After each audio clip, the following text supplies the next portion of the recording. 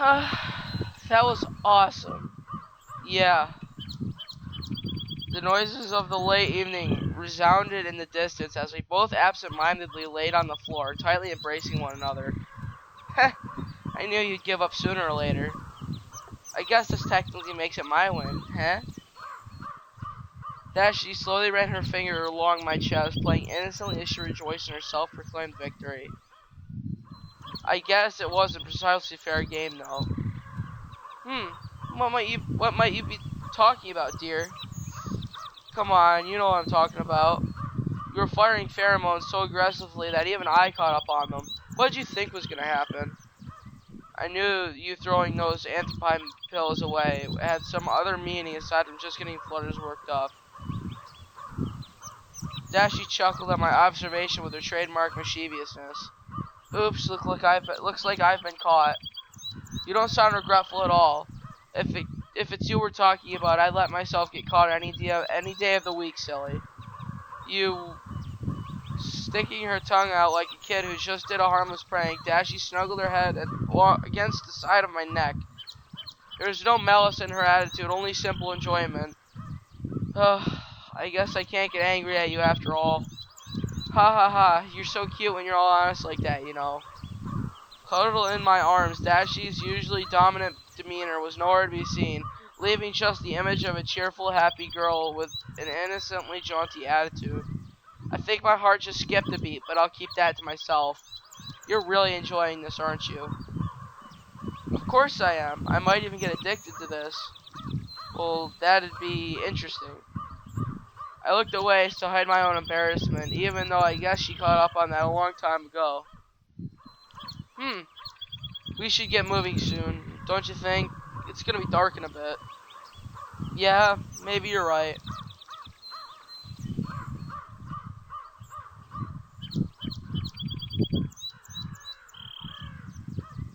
We hesitantly let go of one another as we stood back up.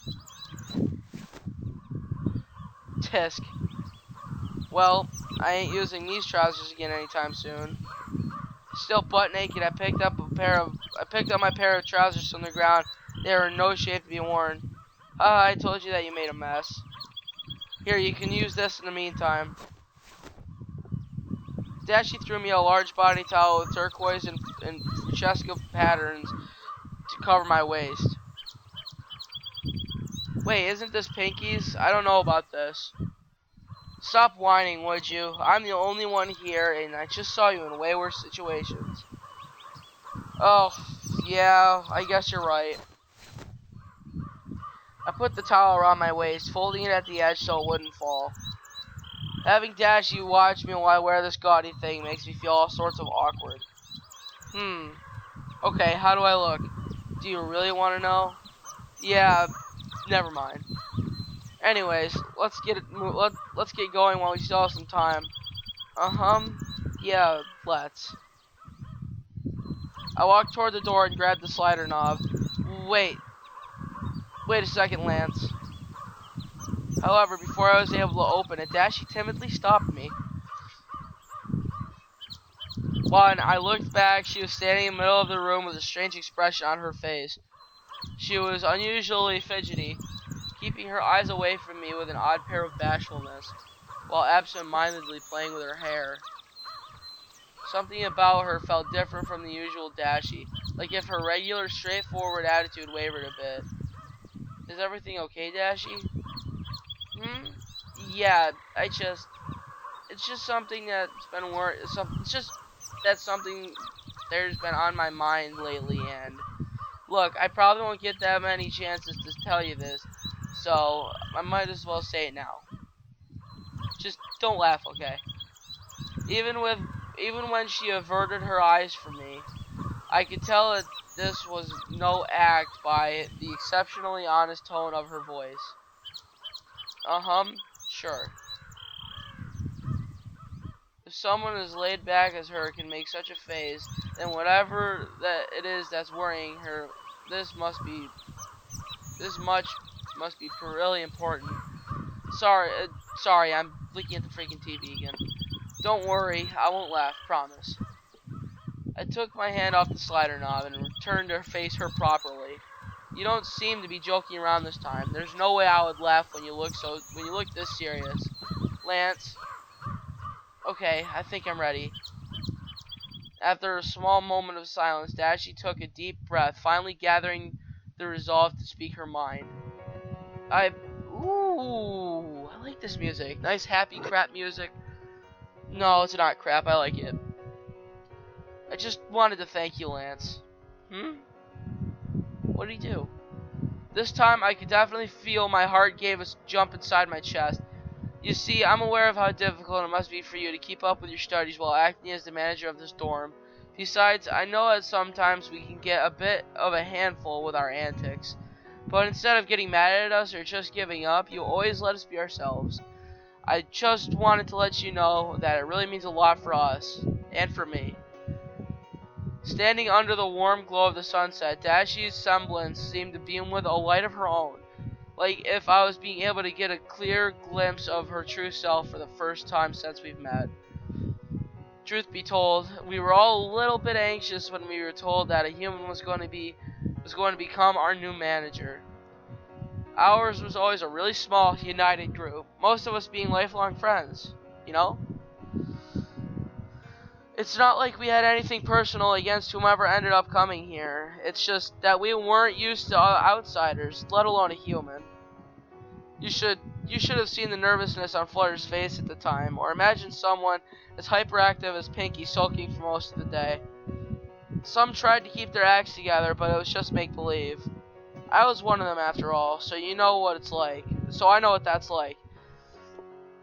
Dashi's bittersweet expression clearly conveyed the seriousness of her words. I never thought about it like that before, but certainly throwing a complete stranger like me in between their daily lives must have been a hard pill to swallow. However, Dashi's bright smile suddenly arose once again.